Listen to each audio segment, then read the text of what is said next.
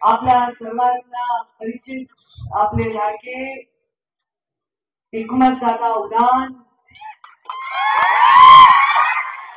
यांच्या प्रचार सभेला मंचावर उपस्थित भारतीय जनता पार्टीचे जिल्ह्याचे अध्यक्ष रामेश्वरजी बादळगे, मंचावर उपस्थित रवींद्र तौर, रामेश्वर गाडेकर, जयमंगल जाधव, अंकुशराव बोबडे, शिवाजीराव बोबडे, डॉक्टर कडूकर, शिवतारे अण्णा, उद्धव मारकर, चंद्रकांत काके, सर्जीराव जाधव, मंचावर उपस्थित सर्व मान्यवर.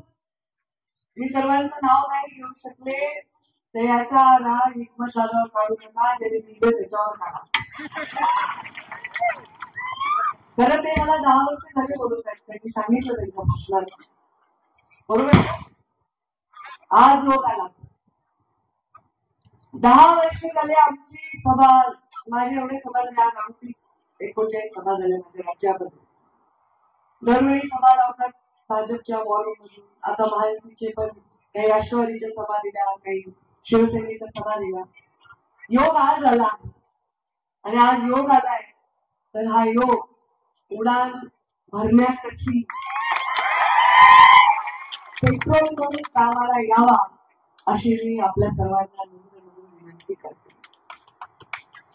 खर तर महायुतीचं सरकार या राज्यामध्ये आलेलं आहे आणि या सरकारने जे काम केलंय त्या कामाची पावती आपल्याला लोकसभेला मोदीजींना भरभरून खासदार देऊन देता येणार. खूप फेक नरेटिव्ह झाले, संविधान बदलतील, अमुक करतील, तमुक करतील, हे सगळे नरेटिव्ह पूर्णपणे आता लोकांच्या डोळ्यासमोर आलेले आहे. आणि हे सगळ्या पद्धतीचा प्रचार आपण मोदीजींना जास्त खासदार देऊ शकलो नाही, हे लोकांच्या मनामध्ये थोडस वाईट वाटतंय. त्यांच्या नेतृत्वाखाली महाराष्ट्रामध्ये सरकार आलं तर महाराष्ट्राच्या विकासाला उडान मिळाल्याशिवाय होणार नाही.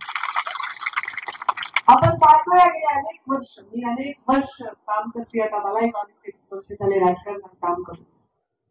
2014च्या आधी आम्ही दौरे करायचे, इतके रस्ते चांगले होते की मला मुख्याचा चालवायचा, इतके चांगले. नॅशनल हायवेचा पत्ता नाही, ग्रामसडक योजनेचा पत्ता नाही, त्याच्या गावागावातल्या रस्त्यांचा पत्ता नाही. आणि आता परवा माझं विमान हेलिकॉप्टर उडू शकलं नाही. मी नाशिकच्या सभेत होते, नाशिकवरनं मी गाडीने आली परळीपर्यंत, पोर्टातलं पाणी देखील हल्लं नाही, असे रस्ते झाले. मग विकास आमच्या डोळ्याने दिसतोय, हा सूर्य आणि चैत्र असा डोळ्यासमोर विकास दिसतोय, तर मग हे विकास करण्याच्या पाठीमागं आपल्या सगळ्यांना बळ उभं करायचं आहे. माझी सभा होऊ शकली नाही म्हणून घनसावंगीला आपल्याला आमदार महायुतीचं धरण आहे. माझी सभा म्हणजे मी खूप महान आहे असं माझं म्हणणं नाही, पण कसं असतं सगळ्यांमध्ये एक महिला आहे. एवढ्या राजकारणात आज राजकारणामध्ये काम करतायत, राज्यामध्ये एवढी एक महिला काम करते आणि कुठल्याही ठिकाणी महिला गेली की शुभ शकून नाही. एक बहीण आली आहे तुमच्यासाठी. सगळे असे सगळे नवीन पायंडे पाडण्यासाठी, नवीन विचारांचा बीजारोपण या घनसावंगी करण्यासाठी मी इथे आलेले आहे. महायुतीचं सरकार आल्यावर एक आमदार आमच्यासाठी महत्वाचा आहे. एक आमदार महायुतीच्या मुख्यमंत्र्यांसाठी हात वर करण्यासाठी निवडून देण्याची आपल्याला गरज आहे. मोठ्या संख्येने माझ्या माता भगिनी आलेल्या आणि त्यांची दिवाळी फार गोड झाली का नाही?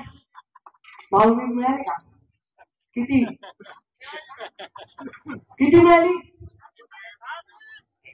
ते बघा.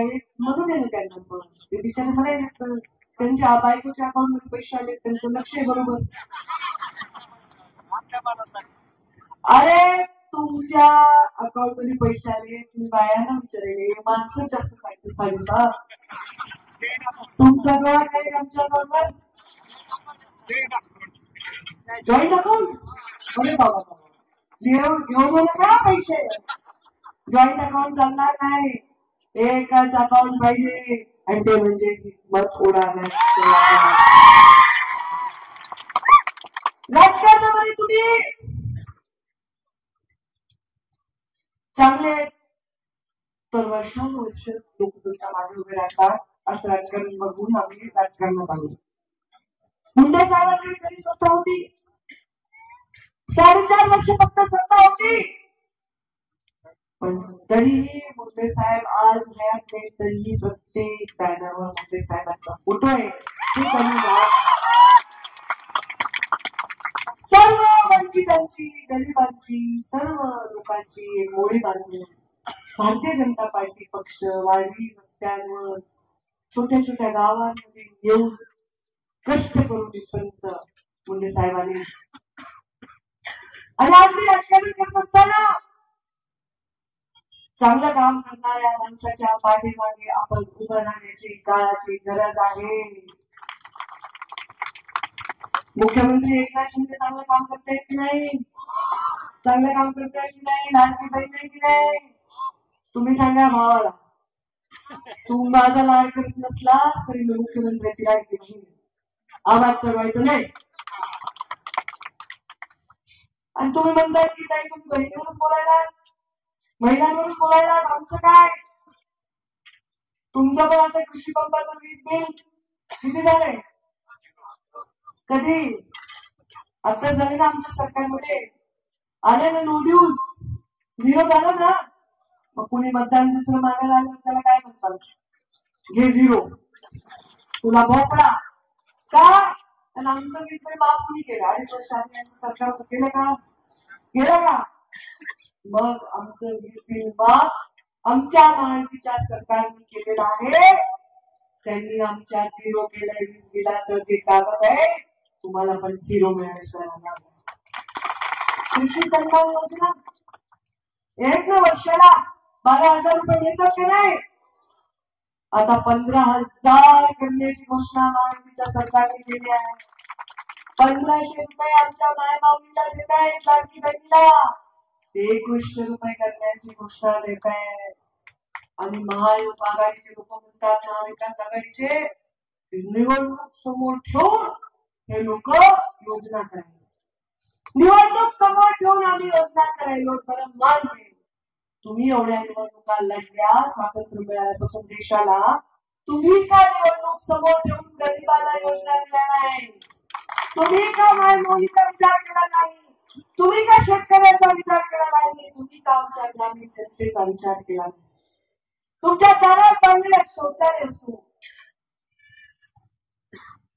ते तुमच्या गावामधलं कुठलं प्रार्थनालय असो, प्रत्येक ठिकाणी विकास करण्याचं काम आमच्या महायुतीच्या सरकारचं. मी ग्रामीण विकास मंत्री होते, मला आठवते या मतदारसंघात मी तेव्हा भरपूर निधी दिलाय. तुम्हाला माहित असेल, हिकमत जिन्ना 25-15 ग्रामीण सडक योजना, मुख्यमंत्री ग्राम सडक योजना भरभरून विकास केला. कारण माझ्या मराठवाड्यातला हा तालुका मागासलेला राहू नये यासाठी विकास भेदभाव केला नाही. आमच्या पक्षाचा आमदार आहे का बघितलं नाही, आमच्या पक्षाचा खासदार आहे का बघितलं नाही. एवढंच बघितलं की ग्रामीण भागाच्या सामान्य जनतेचे दिवस चांगले आहेत. आणि तोच विकास आपल्याला आता मोठ्या गुणाकारामध्ये आपल्याला करायचं. मुंडे साहेबांची बेलजेचं राजकारण करायचं. मी म्हणते गुणाकाराचं करा, फास्ट झालंय आता, खूप काळ फास्ट चाललाय. आता मोठं गुणाकाराचं राजकारण करा. मोठ्या संख्येने हिकमत उडाल्यांना भरभरून आशीर्वाद द्या. 10 वर्ष सभेला मिळू शकले नाही ती सगळी कसर भरून काढा.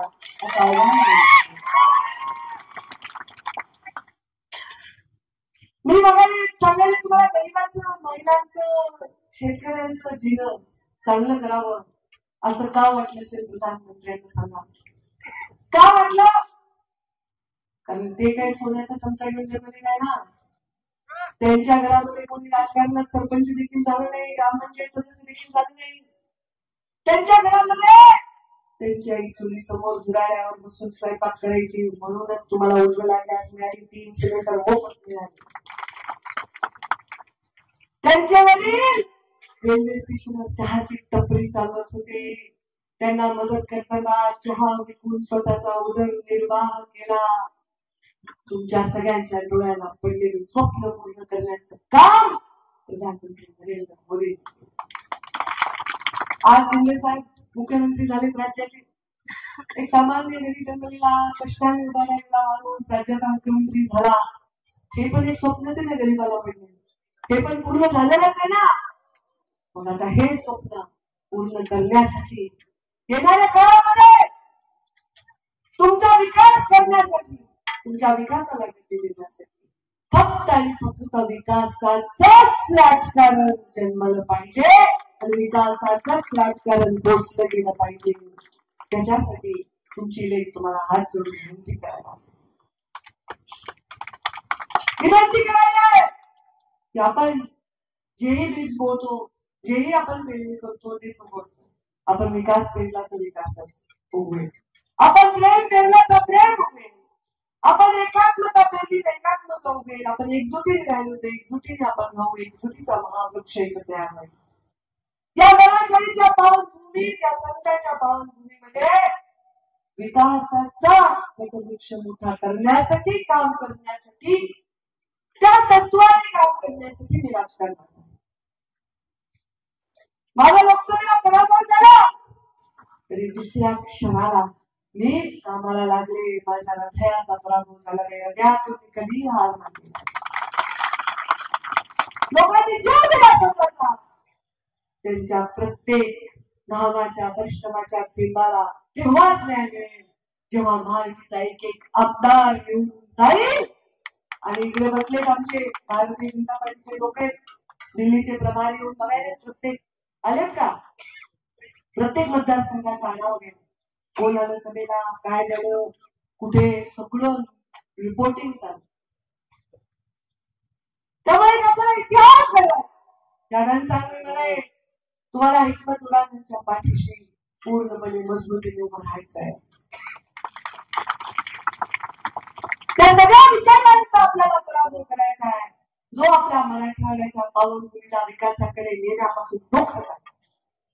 आपल्याला विकासाचं बीज इथे रोवायचं आहे. मी तुम्हाला विनंती करणार आहे की तुम्ही या प्रयोगाला यशस्वी करा. तुम्ही या प्रयोगाला आशीर्वाद द्या. नुसती सभा ऐकायला येऊ नका, तसं तुम्ही करतच नाही. म्हणूनच मी राज्यभर सभा आहे. सभेला तुम्ही आला तर मला हे तर माहिती आहे विजय भाग्यात असतो, पण सभेला तुम्ही आला तर ही मत तुमच्यासाठी आशीर्वाद म्हणून तुमच्या पाठीमागे उभे राहतील. हे आश्वासन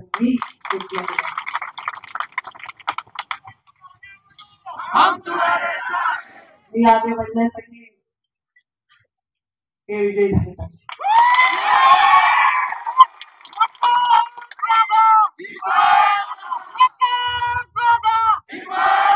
महायुती पुढे जाण्यासाठी हे विजयी झाले पाहिजे. महायुतीचा मुख्यमंत्री होण्यासाठी विजयी झाले पाहिजे.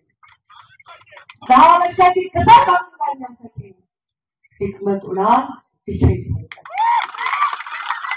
त्यामुळे तुम्ही सर्व एक वज्रमुठ तयार करा आणि त्यांच्या पाठीशी आपले आशीर्वाद उभे करा असं आव्हान मी आपल्या सगळ्यांना करते.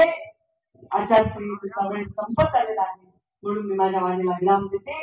धन्यवाद. जय हिंद, जय महाराष्ट्र.